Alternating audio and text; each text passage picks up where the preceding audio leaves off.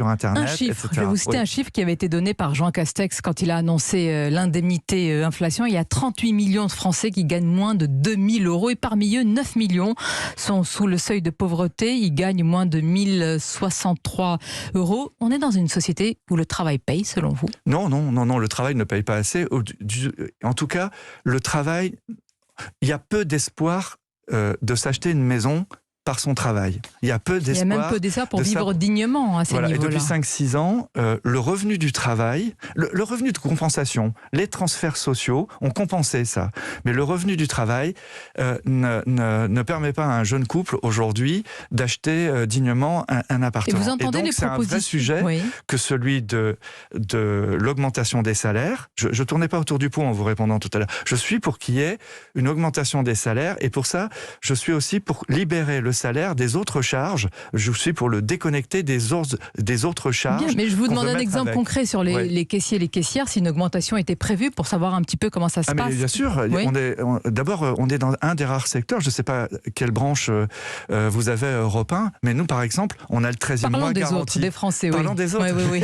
Non, ne soyons pas auto-centrés. Dans notre accord de branche, caissières où les caissières ne sont pas forcément les moins bien payées dans la distribution, et on a un accord de branche qui fait d'abord qu'on est payé sur 13 mois. Dans un centre Leclerc, en plus, et c'est inscrit au contrat des centres Leclerc, dès qu'on a un peu d'ancienneté, dès que le magasin fait un premier profit, on reçoit 25% du profit avant impôt donné au personnel sous forme d'intéressement, de participation et de gratification. Alors ça, c'est important, et c'est inscrit dans votre histoire. C'est votre père, Michel-Édouard Leclerc, on peut le dire, c'était un gaulliste séguéniste qui avait fait inscrire dans le contrat... Très séguéniste, parce que séguéniste n'était pas connu à l'époque. Dans le contrat des centres Leclerc, l'intéressement et la participation. Idée extrêmement gaullienne. L'idée est gaulienne, et c'était l'intérêt du travailleur au capital. Et en fait, ça représente dans certains centres Leclerc 14, 15, voire 16 mois de salaire dans des centres Leclerc nantais que je connais. Et donc, en net, c'est notre manière d'associer aussi les salariés à cette croissance à laquelle ils contribuent largement. Vous entendez les propositions qui sont faites en ce moment, notamment à droite, par exemple la baisse des cotisations sociales pour rapprocher le salaire net du brut. Certains candidats veulent augmenter les bas salaires de 10% en baissant ces cotisations. C'est une bonne piste? Oui, je pense que c'est la piste qu'il faut creuser, qu'on appelle aussi la fiscalisation des charges sociales.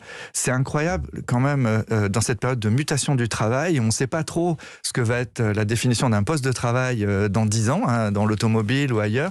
C'est incroyable qu'on fasse payer les charges qui vont couvrir le chômage à des gens qui déjà, à travers le salaire, de gens déjà qui ne savent pas comment va évoluer leur travail. Donc je suis pour décorréler les charges du salaire lui-même. Il faut qu'il y ait quelqu'un qui paye. Sûr. Mais je trouve qu'il faut que les entreprises puissent augmenter les salaires sans avoir en plus à se préoccuper du financement de la sécurité sociale.